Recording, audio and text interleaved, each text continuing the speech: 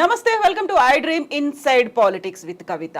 హైడ్రా అనే అస్త్రాన్ని రేవంత్ సర్కార్ తెర మీదకి ఎందుకు తీసుకొచ్చింది? దానికి చట్టబద్ధత లేదా? ఒకవేళ హైడ్రాతో ముందుకే వెళ్తే కోర్టు కేసులతో కోర్టు అడ్డుకునే ప్రయత్నం చేస్తుందా? దీనికి ఏమైనా ఎక్సెప్షన్స్ ఉన్నాయా? విద్యాలయాలతో పాటుగా హాస్పిటల్స్కి ఎగ్జంప్షన్ ఉందా? ఎవరెవరికి హైడ్రా వర్తిస్తుంది, ఎవరికి వర్తించదు? బోల్డ్ అన్ని డౌట్స్ ఉన్నాయి. మాట్లాడుకోవడానికి ప్రస్తుతం మనతో పాటుగా ఉన్నారు senior advocate and BJP MP Raghunandan garu. Hello అండి రఘునందన్ గారు, ఎలా ఉన్నారు మీరు? Fine madam, thank you. HYDRAA అనగానే ఎందుకని ఫస్ట్ అదొక డైవర్షన్ పాలిటిక్స్ అనేది గుర్తొస్తోంది. నెక్స్ట్ బెదిరింపులు, భయపెట్టడానికి వాడుకుంటున్నారు అనేది అటు బీఆర్ఎస్ చెప్తోంది, బీజేపీ కూడా అదే మాట అంటోంది. మీరెలా చూస్తున్నారు? బీజేపీ ఆ మాట ఎప్పుడు అనలేదు, లీడర్స్ అంటున్నారే కొంతమంది. సో అభిప్రాయాలు రకరకాలుగా ఉండడంలో తప్పేం లేదు. మీ చేతికున్న 5 ఏళ్ళే 5 రకరకాలుగా ఉన్నప్పుడు వ్యక్తుల మధ్యలో అభిప్రాయ భేదాలు ఉండడాన్ని తప్పెట్లా పెడతారు? Bharatiya Janata Party stands for nature. Narendra Modi గారు చాలా స్పష్టంగా చెప్పినారు, తల్లి పేరు మీద 2 మొక్కలు నాటండి అని నరేంద్ర మోడీ గారు చెప్పినారు. చాలా మంది విమర్శించేటోళ్ళు విమర్శిస్తారు. ఎందుకు చెప్పినారు నరేంద్ర మోడీ గారు 2 మొక్కలు పెట్టండి అని? అంటే ప్రకృతి పర్యావరణం 2 దెబ్బతింటున్నాయి, ఎకలాజికల్ ఇంబ్యాలెన్స్ జరుగుతూ ఉంది, పర్యావరణాన్ని రక్షించాలి. ఉత్తరాఖండ్లు, కేదార్నాథ్ దేవాలయాలు, నిన్నగాక మొన్న జరిగిన వాయనాడులు, 2020 నవంబర్లో డిసెంబర్లో జరిగిన భాగ్యనగరం వరదలలో మునిగిపోవుడు, ఈరోజు మీరు ఈ ఛానల్ ఇంటర్వ్యూ చేస్తున్నప్పుడు ఉభయ తెలుగు రాష్ట్రాలు వరద నీళ్ళల్లో విలవిల్లాడ్డాలు, ఇవన్నీ జరుగుతున్నాయి. ఎందుకంటే ప్రకృతి విధ్వంసం జరిగింది కాబట్టి. ఆ ప్రకృతి విధ్వంసం జరగకూడదు అంటే చెరువులు, కుంటలు, నాలాలను రక్షించడం అనేది రేవంత్ రెడ్డి మానసపుత్రిక కాదు, రేవంత్ రెడ్డి కలగన్నది కాదు. చాలామంది తెలియక మీద చదివి మీద పేపర్లు చూసి గోల పెట్టేటోళ్ళు చాలా మంది ఎక్కువ అయిపోయారు. దానికి తోడు మీ యూట్యూబ్ ఛానల్లో చర్చలు, లొల్లులు ఎక్కువ పెడతా ఉన్నాయి. 1994లో అప్పటి కాంగ్రెస్ ముఖ్యమంత్రి దివంగత కోట్ల విజయభాస్కర్ రెడ్డి గారు మొట్టమొదటిసారిగా ఈ భాగ్యనగరంలో మీరాలం ట్యాంక్ అనేటువంటి ఒక చెరువు కబ్జా అయిందని చెప్పి కంప్లైంట్ వస్తే శ్రీమతి రేచల్ చటర్జీ అనేటువంటి ఒక ఐఏఎస్ అధికారిని పంపించి మీరాలం ట్యాంకులో కట్టిన అన్ని కన్స్ట్రక్షన్స్ని గులగొట్టిండు. ఎప్పుడది? 1994లో. 30 ఏళ్ల క్రితం జరిగిన ఒక సంఘటన మీరు తెలియదు, ఎందుకంటే మీరు కొత్తగా వచ్చిన రిపోర్టర్లు కాబట్టి. 30 ఏళ్ల కింద ఉన్న రిపోర్టర్లు ఎవరైనా అడిగితే చెప్తారు. ఇలా మీరాలం ట్యాంక్ ఉందా కవిత గారు? ఇలా మీరాలం ట్యాంక్ ఉందా? రిపోర్టర్లు కాదు, లేదు. నన్ను చెప్పనీరు కవిత గారు, నన్ను చెప్పనీరు. అందరికి సమాధానం చెప్తా, మీకు కూడా చెప్తా నేను. తర్వాత 2007, 2008లో ఉమ్మడి ఆంధ్రప్రదేశ్ హైకోర్టు లోపల కొన్ని కేసులు వేసినారు. ప్రజా ప్రయోజన వాద్యాలు, కొంతమంది మీలాంటోళ్ళు నాలాంటోళ్ళు పోయి ఇక పలానా చెరువు కబ్జా అవుతుంది, పలానా నాలా కబ్జా అవుతుంది, భవిష్యత్తుకు నష్టం అవుతుంది అని చెప్పి వేసినప్పుడు ఆంధ్రప్రదేశ్ ఉమ్మడి హైకోర్టు 2010వ సంవత్సరంలో అన్ని డబ్ల్యూపీలని కలిపి జడ్జిమెంట్ ఇస్తూ లేక్ ప్రొటెక్షన్ సెల్ అనేది ఒకటి పెట్టమని చెప్పింది. నేను ఇప్పుడు కాయిదాలు తెచ్చుకోలే కవిత గారు, if I'm not wrong and subject to correction. GO number 154 అని ఏప్రిల్ 2010వ సంవత్సరంలో అప్పుడు ఉన్నటువంటి ఉమ్మడి ఆంధ్రప్రదేశ్లో కాంగ్రెస్ ప్రభుత్వం ఒక జీవో ఇచ్చింది. దేనికోసం ఇచ్చింది? లేక్స్ ప్రొటెక్షన్ కోసం. జీవో 111లో ఉన్న భూములలో జరుగుతున్న అక్రమ నిర్మాణాలని ఆపేతందుకు chief secretary, revenue secretary, DGP ఇట్లా 18 మంది అధికారులని సభ్యులుగా పెట్టి protection cell, lake protection committee అని ఒక కమిటీని వేసి ఈ భాగ్యనగరాన్ని కాపాడమని చెప్పింది. తర్వాత అదే హైకోర్టు, ఆంధ్రప్రదేశ్ హైకోర్టే చెప్పింది, ఉమ్మడి హైకోర్టు, భాగ్యనగరంలో 2252 చెరువులు, కుంటలు ఉన్నాయి, వాటికి బఫర్ జోన్ అంతా ఫిక్స్ చేయండి, వాటిని ఎవరు కబ్జా చేయకుండా ఉంచండి అని చెప్పి 2010లో చెప్పింది. That was the peak time of Telangana movement. ఆ జడ్జిమెంట్ ఎవరు పట్టించుకోలేదు. అందరూ జై తెలంగాణ అనుకుంటూ తిరిగినాం. కట్టేటోడు కట్టిండు, కూర్చేటోడు కూర్చిండు, అమ్మేటోడు అమ్మిండు, మధ్యలో చాలా మంది నష్టపోయిండ్రు. అది జరిగిన తర్వాత 2014లో బాగా చదువుకున్న ఆయన వచ్చి మున్సిపల్ అడ్మినిస్ట్రేషన్ మంత్రి అయ్యిండు, కేటీఆర్ అన్నట్టు. ఆయన ఏం చేసిరు లేక్ ప్రొటెక్షన్ కోసం? ప్రతి చెరువును సుందరీకరణ పేరిట ఆయన దోస్తుల కోసం, ఆయనకు నచ్చిన బిల్డర్ల కోసం, వాళ్ళ ఇంట్లో ఉండే రాజ్యసభ సభ్యుల కోసం, పోయేందుకు తొవ్వల కోసం ప్రతి చెరువుని నాశనం చేసి 10 ఏళ్లలో కాకతీయులు కట్టిన చెరువులకి మిషన్ కాకతీయ అని పేరు పెట్టినవని నాటకం పెట్టి భాగ్యనగరంలో ప్రతి చెరువుని, ప్రతి కుంటని పేరున్న అన్ని బిల్డర్లకి ఇచ్చి నాశనం చేసి 2020 నవంబర్ డిసెంబర్లో భాగ్యనగరంలో వరదలు వచ్చినాయి. నేను దుబ్బాక ఎమ్మెల్యే గెలిచిన 1 నెల తర్వాత అప్పుడు ఏం చెప్పిండు కేసీఆర్? ప్రతి ఇంటికి 10,000 ఇస్తాం నష్టపోయినానికి అని చెప్పిండు, ఇచ్చిండు ఎలక్షన్ల కోసం చెప్పి. ఎందుకు మునిగింది ఆ రోజు భాగ్యనగరం? భాగ్యనగరం వెళ్ళే అవస్థలతో ఎందుకుంది? ఒక ఆయన వచ్చి విశ్వనగరం అంటాడు, ఇంకొక ఆయన వచ్చి 4వ నగరం అంటాడు, ఒక ఆయన వచ్చి సైబర్ నగరం అంటాడు. ఉన్న నగరాన్ని కాపాడు రవయ్య అని రఘునందన్ అంటున్నాడు. దీనికి ఎవరికి కష్టమైతే నాకేంది? రఘునందన్ చెప్పింది, హైకోర్టు ఎప్పుడో చెప్పింది అంటున్నా, 2010లో చెప్పింది.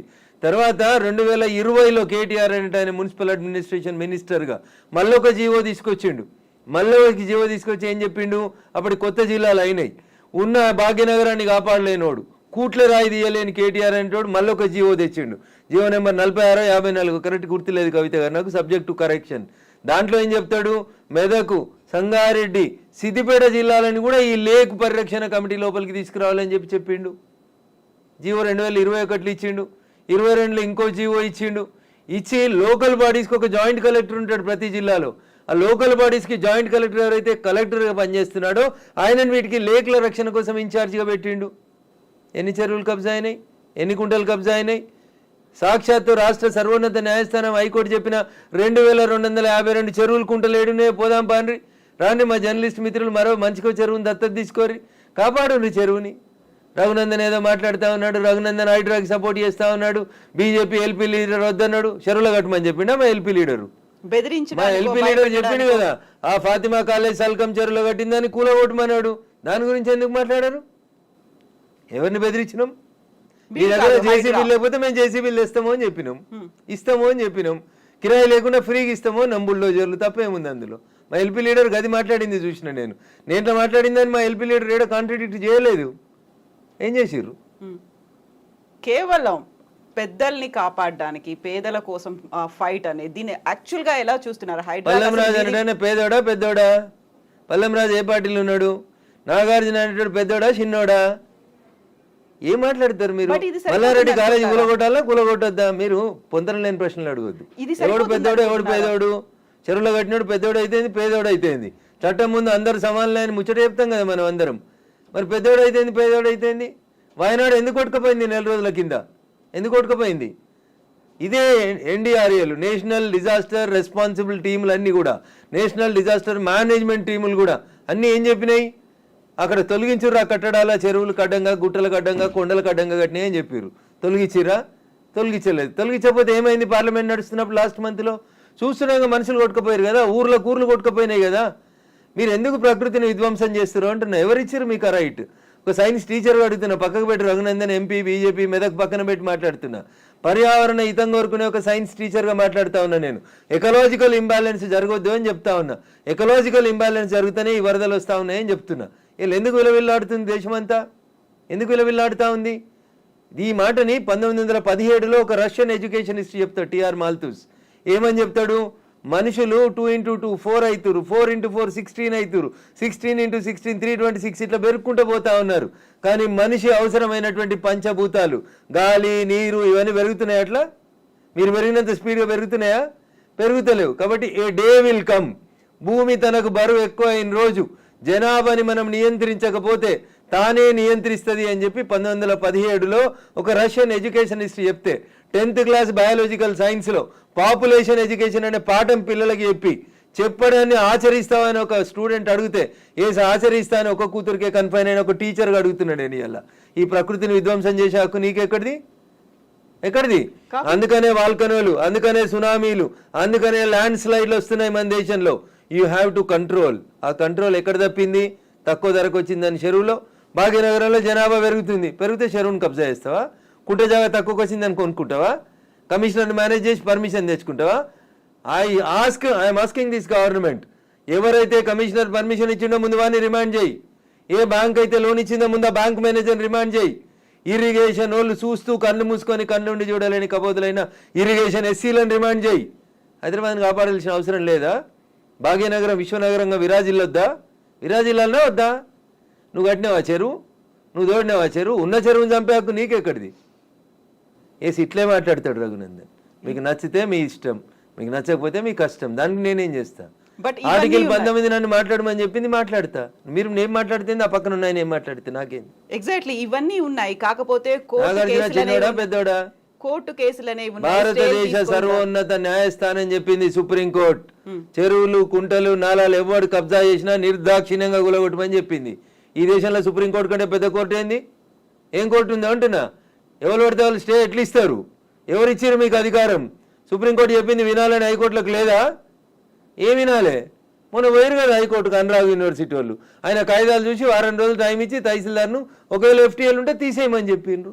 దానికి విద్యార్థులను అడ్డం పెట్టుకొని ఒక ఆయన, వెంచర్ను అడ్డం పెట్టుకొని ఇంకొక ఆయన, రాజకీయ నాయకులను అడ్డం పెట్టుకొని ఇంకొక ఆయన, ముఖ్యమంత్రి అన్నున్నాడని ఇంకొక ఆయన, ముఖ్యమంత్రి అన్నున్న కాలనీ అది దుర్గం చెరువు లేఅవుట్ కాదా అది? ఎట్లా లేఅవుట్ చేసిర్రు? అప్పుడు పర్మిషన్ ఇచ్చిన జిహెచ్ఎంసీ కమిషన్ని తెచ్చి ప్రాసిక్యూట్ చేయాలి కదా. దుర్గం చెరువు ఎన్ని ఎకరాలు ఉండాలి? ఇలా ఎన్ని ఎకరాలు ఉంది? ఒక కొత్త చెరువు కట్టే సూరత్ లేదు కానీ ఉన్న చెరువులు మింగి రేపు భవిష్యత్ తరాల పిల్లలకి ఏమి ఇద్దాం అనుకుంటారు మీరు? ఏమిస్తారు? బంజారా హిల్స్లో, జూబ్లీ హిల్స్లో కొండల్ని కంకర మిషన్లు పెట్టి పిండి చేస్తూ ఉన్నారు దుర్మార్గులైన రాజకీయ నాయకులు. ఆపున్నా పర్మిషన్స్ అని రేవంత్ రెడ్డి గారు. ఎందుకు ఆపవు? నీ పార్టీలో చేరింది ఎందుకైనా? ఎందుకు ఆ కొండలు ఎందుకు కొడుతుర్రు? ఆపుర్రా కొండలన్నింటిని కొట్టే వాటిని. ఇది ఇప్పటికిప్పుడు జరుగుతున్న విషయం కాదు, ఏళ్ల తరబడి రాత్రికి రాత్రి జరిగింది కూడా కాదు. ఎవరో ఒకరు మొదలు పెట్టాలా? ఎందుకు జరగలేదు? ఎవరో ఒకరు, అరే ఇంతకాలం నువ్వు గడ్డి తిన్నావు, ఇలానే అన్నం తింటున్నావు, it is wrong in it.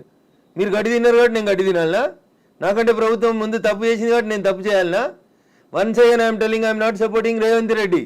ఊరు బాగుండాలా వద్దా? పిల్లలు మీ కళ్ళ ముంగట వాయినాల్లో కొట్టుకుపోయినట్టు బురదలలో కొట్టుకుపోవాలని కోరుకుంటురా? నేను కోరుకుంటలేను. నా భాగ్యనగరం బాగుండాలని కోరుకుంటున్నా. ప్రపంచానికి హైదరాబాద్ ఒక కీర్తి ప్రతిష్టలు ఇచ్చిన నగరం. 400 సార్లుగా చరిత్ర ఉంది దీనికి. ఇంత మాట్లాడతారు అసలు. భాగ్యనగరాన్ని భాగమతి నది ఒడ్డున కట్టినప్పుడు ఎందుకు కట్టిర్రు? అప్పుడు ఏమైనా వరదలు రాలేదా? మూసికి వరదలు రాలేదా? అప్పుడు ఏం తెలుసా హైదరాబాద్ చరిత్ర వీళ్ళకి మాట్లాడేటోళ్ళకి? ఈ ముఖ్యమంత్రి వచ్చి మూసి ప్రక్షాళన అంటాడు, ఆ ముఖ్యమంత్రి వచ్చి కాళేశ్వరం అంటాడు, ఈయన 1,00,000 కోట్లు అంటాడు, ఆయన 1,00,000 కోట్లు అంటాడు. నేను వాళ్ళ కమిషన్ల కోసం మాట్లాడతలేను. నేను మల్లారెడ్డి గారు కడితే గులగొట్టుర్రి, పల్లారాజేశ్వరరెడ్డి గారు కడితే గులగొట్టుర్రి, నాగార్జున గారు గులగొడితే నేను కదా అందరికంటే ముందు మాట్లాడింది. కోర్టు స్టే ఇచ్చిందంటే ఎట్లా ఇస్తుంది కోర్టు అని అడిగిన. బరాబర్ అడుగుతా నేను. పొద్దున 6 గంటలకు కూలగొట్టుడు మొదలు పెడితే మధ్యాహ్నం లంచ్ మోషన్ అయింది, 3 గంటలకు స్టే అయింది. అది స్టే అని మీడియా మిత్రులు తప్పు రిప్రజెంట్ చేసిర్రు. స్టేటస్కో ఇచ్చింది, అది కూడా కరెక్ట్ కాదంటే నేను జడ్జి గారి ముందు కూడా ఇట్లా వాదిస్తా. నేను కూలగొట్టాలి అంటున్నా. 2014లో చెప్పింది అంటున్నా ఆంధ్రప్రదేశ్ ఉమ్మడి హైకోర్టు. ఏమని? ఎన్ కన్వెన్షన్ సర్వే చేయమని చెప్పింది హైకోర్టు. సర్వే చేసి హెచ్ఎండిఏ 2016లో రిపోర్ట్ ఇచ్చింది. అందులో 3.5 ఎకరాల FTL బఫర్ జోన్ ఉందని. 2016 నుంచి వెళ్ళడానికి ఎందుకు కూలగొట్టలేదు అంటున్నా. కోర్టు ఉత్తర్వులను ఎందుకు ఉల్లంఘించారు? ఏం జరిగింది అనుకుంటున్నారు మీరు? ఏం జరుగుతుంది? వాళ్ళ కోడలు బ్రాండ్ అంబాసిడర్ అయింది చేనేతకి. ఆమెకి చేనేత తెలియదు, చీర తెలియదు. ఆమె తెచ్చి బ్రాండ్ అంబాసిడర్ చేసారు. ఆ సంబంధాలు ఏం సంబంధాలు వాళ్ళు చెప్పాలి, అప్పుడు ఉన్న వాళ్ళు చెప్పాలి. నాకేం తెలుస్తుంది? వాళ్ళకి ఆ రంగుల లోకంతో ఉన్న రక్త సంబంధం ఏందో వాళ్ళు చెప్తే బాగుంటుంది. నానోరు ఎందుకు ఖరాబ్ చేస్తారు? రంగుల లోకంతో రక్త సంబంధం అలా అనుకుంటే కేవలం ఎన్ కన్వెన్షన్ నాగార్జున దాని మీదే ఉంటుందా? ఇప్పటికి పద్మాలయ స్టూడియో మీద లొల్లి పెట్టింది రఘునందన్. ఇదే హరీష్ అని 6 అడుగులు ఉన్నాడు మాట్లాడిండు. మళ్ళీ పర్మిషన్ ఎట్లా ఇచ్చారు ప్రభుత్వం రాగానే? లాంకో హిల్స్ వక్ఫ్ భూమిలో ఉన్నారు. 10 ఏళ్ళు అధికారంలో ఉన్నాడు కేసీఆర్ అంటే. ఆయన ఒక రోజైనా మాట్లాడండి ఆ వక్ఫ్ భూముల గురించి? లగడపాటి కడుతుండని చెప్పి లాంకో హిల్స్ అంతా వక్ఫ్ భూములు దున్నుతాం, పల్గొడతాం, ఇరుగొడతాం అన్నారు. పర్మిషన్ ఎవరు ఇచ్చారో తెలుసా కవిత గారు? పద్మాలయ స్టూడియోలో అపార్ట్మెంట్లు కట్టుకోవడానికి పర్మిషన్ ఇచ్చింది ఇదే గౌరవనీయులు కేసీఆర్ గారు, కేటీఆర్ గారు, హరీష్ రావు గారు. ఆ రక్త సంబంధం ఏందో అడుగుండ్రు. జర్రంత అవతలకి పోతే ఎంఆర్ ప్రాపర్టీస్ అని ఒకటి ఉంటాయి. ఎంఆర్ ప్రాపర్టీస్లో రైతులు, తెలంగాణ రైతులు మా భూములు పోతున్నాయని ఏడిస్తే వాళ్ళకి పైసలు ఇప్పిస్తామని స్పీచ్లు ఇచ్చిండు. ఇదే కేటీఆర్, అదే హరీష్ రావు, అదే కేసీఆర్ అన్నట్టు. ఆయన 10 ఏళ్ళు మంత్రులుగా పదవి అనుభవించారు. ఎన్నడన్నా ఎంఆర్ ప్రాపర్టీస్లో భూములు కోల్పోయిన రైతుల గురించి మాట్లాడేందుకు వీళ్ళకి నోరు వచ్చిందా? ఎందుకు రాలేదనుకుంటారు కవిత గారు? కారల్ మార్క్స్ అని కమ్యూనిస్టు సిద్ధాంతకర్త చెప్తాడు, మానవ సంబంధాలన్నీ ఆర్థిక సంబంధాలనే చెప్తాడు. అందుకనే రాఘవేంద్రరావు సినిమాక్స్ని ముట్టలేదు టీఆర్ఎస్ పార్టీ. పద్మాలయ స్టూడియోస్లో అపార్ట్మెంట్లు కడుతుంటే సపట్లు కొట్టిర్రు. ఎంఆర్ ప్రాపర్టీలో తెలంగాణ రైతులు మునిగిపోతే నోరు మూసుకున్నారు. నాలాంటి ఎవడో మాట్లాడాలి కాబట్టి మాట్లాడడం మొదలు పెడతా ఉన్నాం. I stand for the poor only. నేను ఇప్పుడు ఈ రాష్ట్ర ప్రభుత్వాన్ని డిమాండ్ చేస్తా ఉన్నా. కానీ నేను అమ్ముతురు కదా కోకాపేటలో ఎకరం 100 కోట్లు పెట్టి. 100 ఎకరాలు అమ్మిండ్రు కదా. ఆ పక్కన ఇంకా 150 ఎకరాలు ఉంది ప్రభుత్వ భూమి. ఇప్పుడు ఈ ఇండ్లు పోతున్న వాళ్ళందరికీ ఒక 25 ఎకరాలు లేఅవుట్ చేయండి. ఈ పేదోళ్ళందరికీ మంచికి 100 గజాల స్థలం ఇయ్యండి. ప్రధానమంత్రి ఆవాస్ యోజన కింద ఇంటి పైసలు 5 లక్షలు ఇయ్యండి. ఇందిరమ్మ ఇంటి కింద నువ్వు 5 లక్షలు. ఈ నాలాల మీద కట్టుకున్న వాళ్ళు, చెరువులు కుంటలలో కట్టుకున్న వాళ్ళ కోసం ఏంది కోకపేటలో 100 కోట్లకు ఎకరం పోయే భూమిలో వీళ్ళకి లేఅవుట్ చేసి 25 ఎకరాలు అక్కడ ఉప్పల్ బగాయితో లగాయితో అని పెట్టి అమ్మిర్రు కదా ఊడా యాక్షన్ పెట్టి. అట్లా ఈ గరీబ్ వాళ్ళందరికీ తీసుకొచ్చాడు కాలనీ కట్టు. వీళ్ళు అరువులు కాదా 100 కోట్ల భూమిలో ఉండేందుకు? 10 ఏళ్ల క్రితం కట్టుకున్న ఇల్లు కన్నం కూడా కూలిపోతుంది కదా, బాధపడుతురు కదా. వాళ్ళని తీసుకొచ్చాడు 25 ఎకరాలు లేఅవుట్ చేయి Revanth Reddy. Then I will support you, then I will congratulate you. అంతేగాని అసదుద్దీన్ ఓవైసీ ఇచ్చిన ఉడత ఊపులకు భయపడితే 400 కాదు 4000 స్టూడెంట్స్ ఉన్నారని బెదిరిస్తాడు. ఎందుకు సల్కం చెరువు కూల్తలేదు? కూలాలి కదా సల్కం చెరువులో ఉన్న ఫాతిమా మెడికల్ కాలేజ్. ఎందుకు భయపడుతున్నారు? ఏమవుతుంది రేవంత్ రెడ్డి గారు? మొదలు పెట్టినావు కదా, కొట్టేసేయన్ని. అపప్రద నీకెందుకు? మల్లారెడ్డితోటి పాతపాగుందని, పల్లారాజేశ్వరరెడ్డి పార్టీ మారతలేడని కొడుతున్నారన్న చెడ్డ పేరు ఎందుకు? ముందు అసదుద్దీన్ ఓవైసీ తోటి మొదలుపెట్టు. సో మధ్యలో విద్యా సంవత్సరం అక్కడ ఆల్టర్నేట్ అనేది దసరా సెలవులు వస్తాయి కదా, ఇమ్మీడియట్ గా ఆల్టర్నేట్ ఇంకో ఎందుకు దొరకదు? కాలేజ్ లో ఎందుకు దొరకదు? అకామిడేట్ చేయడానికి ఎందుకు దొరకదు అంటున్నా. ఒక్క రోజులో కట్టేస్తారు. ఇప్పుడు అంతా కిర్బీ షీట్లు అనే స్ట్రక్చర్లు వచ్చినాయి కదా, టెంపరీ స్ట్రక్చర్లు. 20 మొత్తం రింగ్ రోడ్ పక్కన అన్ని బిల్డింగ్లు ఖాళీగా ఉన్నాయి, తీసుకొని కట్టుకోమని ఉండ్రి. ఇన్ని రోజులు అనుభవించారు కదా చెరువులో కట్టుకొని, దానికి రెంట్ కట్టుర్రి ప్రభుత్వానికి. ఫీట్ కింద వసూలు చేయాలి రేవంత్ రెడ్డి గారు ప్రభుత్వం ఇవాళ. నిజంగా ఎవరైనా పేదలకు నష్టం జరుగుతుంది చెరువులలో తెలిసి తెలియక అమాయకంగా ప్రభుత్వం లేఅవుట్కి పర్మిషన్ ఇస్తే కట్టుకున్న వాళ్ళు ఉన్నారు, వాళ్ళందరినీ తీసుకొచ్చి కోకపేటలో పెట్టండి అంటున్నా. ఏంది ప్రాబ్లం ఏంది మీకు? గరీబులు అక్కడ ఇల్లు కట్టుకోదా కోకపేటలో? కట్టుకొని 100 గజాలి, 100 కాకపోతే 150 గజాలి, ఇంకా 150 ఎకరాలు ఉంది కదా ఆడ. నిజంగా నీకు హైదరాబాద్ శుద్ధి చేయడమే నీ లక్ష్యం అయితే రేవంత్ రెడ్డి గారు, కోకపేటలో ఉన్న 150 ఎకరాలలో ఎన్ని ఇల్లు పోతున్నాయో ఐడెంటిఫై చేయి, అందరికీ మంచికి 100 గజాలకు పట్టాలి, అప్పుడు ప్రజల్ని నర్శిస్తారు. ఇప్పుడు జీవో 111 కాదు, అంతకుముందు వాల్టా యాక్ట్లు ఇవన్నీ కూడా వచ్చాయి మన వాటర్ బాడీస్ ని ప్రొటెక్ట్ చేసుకో. నాకంటే ముందున్న వాళ్ళు ప్రతి ఒక్కరు తప్పు చేసిండని ఇప్పుడు నన్ను తప్పు ఏమని అడిగే అధికారం మీకు? నో, అంటే ముందు నుంచి ఎందుకని ఫోకస్ పెట్టలేకపోయారు? ప్రెషర్స్ ఏమున్నాయి? ఎవరికి భయపడ్డారని మీరు? రాజకీయ నాయకులకి, రియాల్టర్లకి, వాళ్ళు ఇచ్చే పైసలకి. ఇంతకంటే ఎక్కువ ఏముంటుంది తల్లి? కట్టే కొట్టే తెచ్చిమంటే ఇంతే. రాజకీయ నాయకులకి ఎవరో ఫైనాన్స్ చేసేటోళ్ళు, ఫండ్ ఇచ్చేటోళ్ళు, ఎవరో ఒక బిల్డర్ ఉండి అన్న నేను ఈ చెరువు పక్కన జరంత మట్టి పోసి అమ్ముకుంటా అంటే అమ్ముకోమంటాడు, చూసి చూడనట్టు పొమ్మంటాడు, అయిపోతుంది. అది 1 పోయి 2 అవుతుంది, 2 పోయి 3 అవుతుంది. అట్లా వాడు పోసిండని వీడు పోసి, వీడు పోసిండని ఇంకోటి పోసి. సో ఇప్పుడు మనకి వానలు, వరదలు, ఇవి మునిగిపోవడాలు ఇలాంటివన్నీ ప్రతిసారి వచ్చినట్టే. ఇదంతా ఎకలాజికల్ ఇంబాలెన్స్. ఎగ్జాక్ట్లీ, ఇదంతా ఎకలాజికల్ ఇంబాలెన్స్. ప్రకృతిని కాపాడండి, పర్యావరణాన్ని ప్రేమించండి. లేకపోతే ఇప్పుడు మంచినీళ్ళు తాగమంటే బాటిల్ పెట్టినట్టు రేపు ఆక్సిజన్ సిలిండర్లు జబ్బ మీద వేసుకొని మీ మన్మరాలు తిరగాల్సిన దుస్థితికి పోతారు మీరు. ఆ పరిస్థితి రాకుండా కాపాడండి అంటున్నా. ఎగ్జాక్ట్లీ. సో కోర్టు నోటీసులు, స్టేలు, ఆ తర్వాత స్టేటస్ కో మెయింటెనెన్స్లు ఇవన్నీ కూడా అంటే ప్రతిదీ ఏది టచ్ చేద్దామన్నా మళ్ళీ కోర్టుతో లింక్ అయి ఉంది కాబట్టి ఇది కూడా ఎక్కువ కాలం నిలవదేమో హైడ్రా అనేది కూడా వినిపిస్తుంది. యాజ్ అడ్వకేట్ మీరేం చెప్తారు అసలు? సో నేనేమంటున్నా, శుభం గోర్ర పెళ్లి కొడుకు అంటే ఏదో అన్నాడంటే అట్లున్నది మా కవిత ఆలోచన. ఎందుకు ముందు నుంచి అనేది అదే కదా, కవిత ఆలోచన దగ్గరికి వెళ్ళింది అనగానే కోర్టు స్టే కోర్టు పరిధిలో ఉంది మాట్లాడము అనే మాటలు. ఎవరు? నేను మాట్లాడుతూనే ఉన్నా కదా రోజు. నో, మీరనట్లేదు, ఆక్యుపై చేసుకున్న వాళ్ళ దగ్గర నుంచి వచ్చే సమాధానం అదే, కోర్టు పరిధిలో ఉంది కాబట్టి. తప్పించుకునే ప్రయత్నం తప్ప ఏముంటుంది? దొంగకు తేలుగుడితే ఏం చేస్తాడు? తేలుగుట్టిందని చెప్తాడా? సపరేట్గా నోరు మూసుకొని పోతాడు. గట్లే ఉంటుంది. ఏం స్టే ఉంది? స్టే ఉంది అని ట్వీట్ చేసి ఏడ స్టే ఉంది? ఏ కోర్టులో స్టే ఉంది? ఏంది స్టే? స్టేలు సంవత్సరాలు ఉండొద్దని ఇదే సుప్రీంకోర్టు చెప్పింది అంటున్నా. మా గౌరవ న్యాయమూర్తులు అట్లా సంవత్సరాలు స్టే ఇయ్యరు. స్టే ఈజ్ టెంపరరీ అంతే. 15 రోజులు, నెల, 2 నెలలు, 3 నెలలు అంతే. స్టే ఏంది? 2014లో ఎన్కన్వెన్షన్ సర్వే చేయమని 2024 దాకా స్టే ఇచ్చిరా? ఏ కోర్టు ఇచ్చిందో చూపెట్టురు నాకు. మీ అంత చదువుకోకపోవచ్చు కానీ నాకు స్టే అంటే ఏందో అర్థం తెలుసు. జర చూపెట్టుర్రి. హైడ్రాకి విధి విధానాలు లేవు, సరిగా ఏది ఫామ్ చేయకుండానే ముందుకెళ్ళిపోతున్నారు, బుల్డోజర్ సర్కార్ని తీసుకొస్తోంది హైడ్రా పేరుతో అనే వాదనని ఎట్లా చూస్తారు మీరు? మీకు వచ్చిన కడుపు నొప్పి ఏంది? మీరు ఫేర్గా ఉన్నారు కదా, మీరు నీతిగా ఉన్నారు కదా, మీరు పర్యావరణం బాగుండాలని కోరుకుంటారు కదా, ఈ భాగ్యనగరం బాగుండాలని కోరుకుంటారు కదా. In what way you are agreed by it? మీకు వచ్చి నష్టమైంది అంటున్నా. ప్రజల చేత, ప్రజల కొరకు ప్రజలు ఎన్నుకున్నటువంటి ప్రభుత్వాలు తీసుకునే నిర్ణయాలని ఏం చేస్తారు మీరు? కోర్టు ఎందుకు అడ్డుకుంటుంది? కోర్టుకుండే అధికారాలు ఏంటి? ఎంతవరకు అడ్డుకోవాలో అంతవరకే అడ్డుకుంటుంది. నేను చెప్తున్నా కదా, ఈ దేశ సర్వోన్నత న్యాయస్థానం సుప్రీంకోర్టు చెప్పింది కూలగొట్టమని. సుప్రీంకోర్టుకు భిన్నంగా లోకల్గా ఉండేటువంటి జడ్జీలు అట్లా ఇస్తారా జడ్జిమెంట్లు? నాకు తెలిసినంత వరకు అయితే ఎవరు కవిత గారు. సో ఇప్పుడు హైడ్రాని సడన్ గా తెర మీదకి తీసుకొచ్చింది. 1994 రావడం, ఒక హైడ్రాని తీసుకొని రావడం అనేది భయపెట్టడానికో, బెదిరించడానికో, లేకుంటే రుణమాఫీ 6 గ్యారంటీ స్కీములు అడుగుతున్నారు కాబట్టి డైవర్షన్ పాలిటిక్స్ అనే వాళ్ళకి ఏం చెప్తారు మీరు? నేను అంటున్నా, రుణమాఫీ చేయాల్సిందే, ఇచ్చిన 6 హామీలను అమలు చేయాల్సిందే. రైతులకు చెప్పినటువంటి రుణమాఫీ, యువతకు చెప్పిన డిక్లరేషన్, మహిళలకు ఇచ్చినటువంటి మహిళా డిక్లరేషన్ అన్నీ చేయాల్సిందే. అవి చేసి ఇది వదిలేద్దామా? అవి చేయాల్సిందే, ఇవి చేయాల్సిందే. ఇది చేయమని చెప్పురు, అది చేయమని లొల్లి పెడతాం. మేము లొల్లి పెడుతూనే ఉన్నాం కదా. బీజేపీ ప్రశ్నిస్తున్న, బీజేపీ పేరిట ప్రశ్నిస్తున్న తెలంగాణ పేరిట మేమంతా నడుపుతూనే ఉన్నాం కదా. రైతన్నల రుణమాఫీ కోసం మాట్లాడితే హైడ్రా గురించి మాట్లాడొద్దా? బట్ అది డైవర్షన్ కోసమే చేస్తున్నారు అనే మాట. So I don't have any comment on this particular issue. నేనేమంటున్నా, నేను రుణమాఫీ కాలేదు, రైతులతో చేయించేది రైతులతో చేపిర్రి, హైడ్రాకి దానికి ఏం సంబంధం అంటున్నా. ఎందుకు రాస్తున్నాయి పేపర్లు హైడ్రా గురించి అంత గొప్పగా? వదిలేసారు, ఆయన పని ఆయన చేసుకుంటూ పోతాడు, మీ పని మీరు చేసుకోర్రి. రుణమాఫీ గురించి మీరు రాయమంటే రాస్తారా? రాయరు కదా. రైతులు మాట్లాడితే మన పేపర్లో హెడ్ లైన్స్ రావు కదా. ఏమవుతాయి మనకి? హైడ్రా హైడ్రా మా కేటీఆర్ అంటాడు, ఆయన పోయి అమెరికాలో అంటాడు. అది ఫుల్ హాఫ్ పేజీలు వస్తుంది, పెద్ద పేజీలలో వస్తుంటుంది ఫస్ట్ పేజీలలో. 119 ఎమ్మెల్యేలలో ఆయన యువరాజు అయినట్టు ఆయన మాట్లాడితే పైన ఒక బాక్స్ కట్టి రాస్తారు మీరు. ఆయన కట్టిన జన్వాడ ఫామ్ హౌస్ నాది కాదని స్టేట్మెంట్ మారుస్తాడు. ఒక్క మీడియానైనా రాసిందా? రేవంత్ రెడ్డి అన్నట్టు ఆయన అరెస్ట్ చేసిన రోజు ఈ ఫామ్ హౌస్ నాది, ఇగో దాని మీద డ్రోన్ ఎగిరేసినావు, ఇగో క్రైమ్ నెంబర్ ఇంత, నార్సింగ్ పోలీస్ స్టేషన్ అని తీసుకొచ్చి ఒక్కరైనా రాసిరా మా జర్నలిస్ట్ మిత్రులు? ఇవాళ అది నోరా మోరా, ఇది నాది కాదు నా దోస్తుంది అని చెప్తే ఎందుకు రాయారు? ఆ రోజు స్టేట్మెంట్ ఈ రోజు స్టేట్మెంట్ రెండు పక్క పక్కన పెట్టి ఎందుకు చూపాయించారు? ఎలక్ట్రానిక్ మీడియాలో ఎందుకు చూపెట్టారు?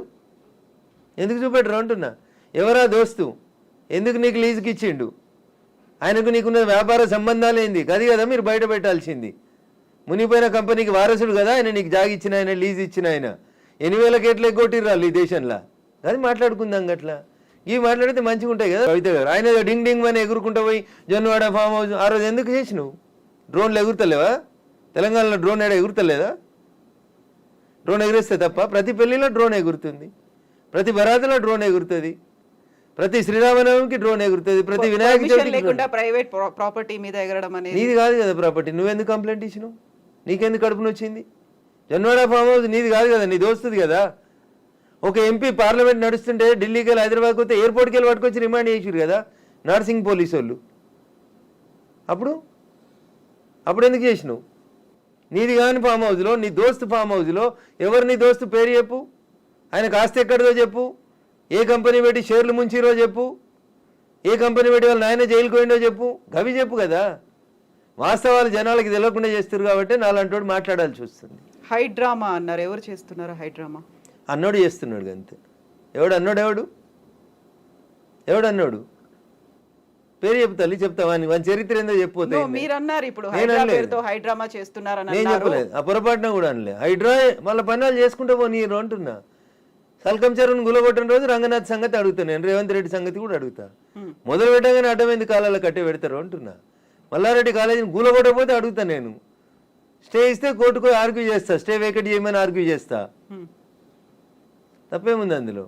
నీతిగా ఉన్నా, నిజాయితీగా ఉన్నా కాబట్టి నిజాయితీ వైపే ఉన్నా, ధర్మం వైపే ఉన్నా, మా పార్టీ గట్టే ఉండమన్నది. గిట్లే మాట్లాడితే గడిదిక్కే ఉంటా. పేదవాళ్ళకు నష్టం అవుతుంది. రేవంత్ రెడ్డి దగ్గరికి పోతాం, లొల్లి చేస్తాం, కూలిపోతున్న వాళ్ళ కోసం అక్కడ లేఅవుట్ 25 ఎకరాలు చేయమని అంటుతాం.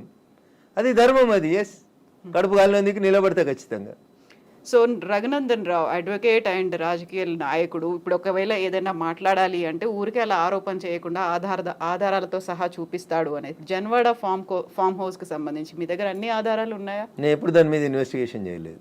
నేను ఎందుకని? నేను వ్యక్తిగత జీవితాల్లోకి, ఎవరి జీవితాల్లోకి పోవాలనుకోలేదు. సరే, అప్పుడు రేవంత్ రెడ్డి పోయినాడు, ఆయన దగ్గర ఆధారం ఉంటేనే పోయిండని నేను అనుకుంటున్నా.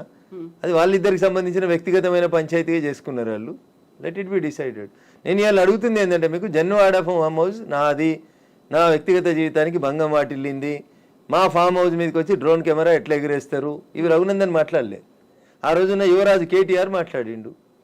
మా ప్రైవేట్ ఆస్తులకు వచ్చి డ్రోన్ కెమెరాలు ఎగిరితే కేసు పెట్టమా అని మాట్లాడిండు. ఇవాళ ఫామ్ హౌస్ నాది కాదు అని చెప్పడానికి అది నోరా మోరా అని అడుగుతున్నా. దానికి సమాధానం చెప్పు. ఏం పెట్టి కడిగిరు? ఫినాయిల్ పెట్టి కడిగిరా? 3 ఏళ్ల కింద రేవంత్ రెడ్డిని డిమాండ్ చేసిన రోజు నీ ఫామ్ హౌస్ ఎట్లయింది? ఇవాళ అది నిబంధనలకు వ్యతిరేకంగా పెట్టిరని గవర్నమెంట్ ఇన్వెస్టిగేషన్ చేస్తే అది నాది కాదు, మా దోస్తుంది. ఇంత దారుణమైన అబద్ధాలు ఆడితే ఎట్లా? నేను అడిగిన దాంట్లో ఏమైనా తప్పుంటే చెప్పురు కవిత గారు.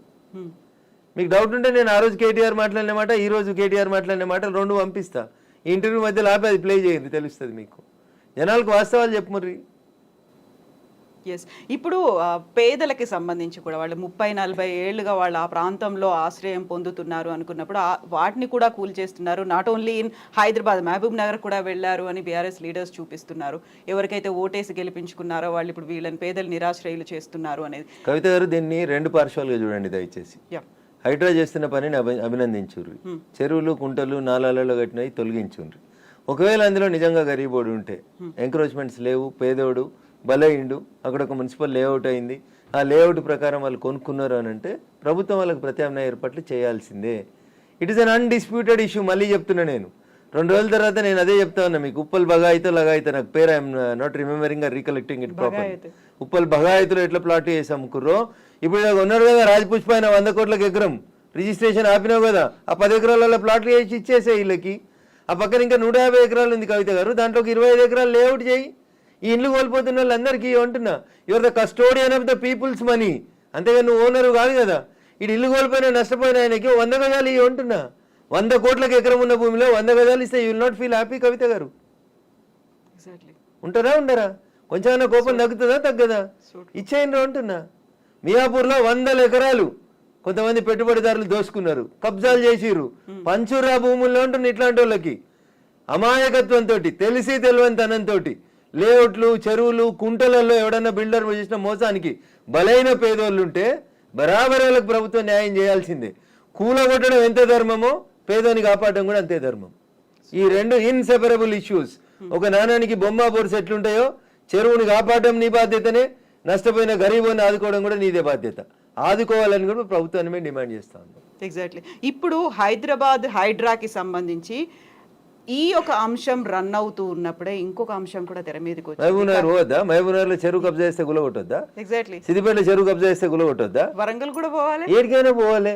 తప్పేముంది? నేను ఏమంటున్నా, చెరువు నువ్వు కట్టలేదు, చెరువు నువ్వు కాపాడలేదు, కాపాడకపోతే కబ్జా చేయకుంటున్నా నేను. What is wrong with me? నేను మాట్లాడింది దాంట్లో ఏమైనా తప్పుందా? చెరువు ఎప్పుడో మా తాతలు కట్టిరు, కాకతీయులు కట్టిరు అని మిషన్ కాకతీయ పెట్టినాం కదా. కాకతీయులు కట్టిన చెరువుని కూర్చేద్దాము ధైర్యం నీకెక్కడిది? మహబూబ్ నగర్ అన్నారు, మీరు ఏమంటున్నా సిద్దిపేటకు రాని, కరీంనగర్కి రాని, నిజామాబాద్కి రాని, వరంగల్కి రాని, చెరువు ఏడ పొడిస్తే ఆ ఊరికి రాని అంటున్నా. దానికి ఊర్లు ఎందుకు? ఇంకా చెరువులు తెలంగాణ మాది కాదా? మీరెవరు అంటున్నా చెరువులు కుంటలు నాలాలు కబ్జా చేసేందుకు? నెక్స్ట్ జనరేషన్ కూడా కావాలి కదా.